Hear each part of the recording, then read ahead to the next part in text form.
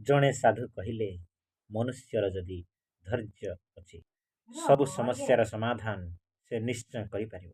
ଜଣେ ବ୍ୟକ୍ତି ସାଧୁ ଜଣଙ୍କୁ ପ୍ରଶ୍ନ କଲେ, ସାଧୁ ମହାଶୟ, ଆମେ କ'ଣ ଚେଷ୍ଟା କଲେ ଚାଲୁଣିରେ ପାଣି ରଖିପାରିବା? ସାଧୁ ଜଣକ ଉତ୍ତର ଦେଲେ, ନିଶ୍ଚୟ ଆପଣ ଅପେକ୍ଷା କଲେ ସେହି ପାଣି ବରଫରେ ପରିଣତ ହେଲା ପରେ ଚାଲୁଣିରେ ନିଶ୍ଚୟ ଆପଣ ରଖିପାରିବେ। ଦୁଃଖ କହିବା ଆଉ ଶୁଣିବା ଭିତରେ ବହୁତ ଫରକ ହୋଇଥାଏ।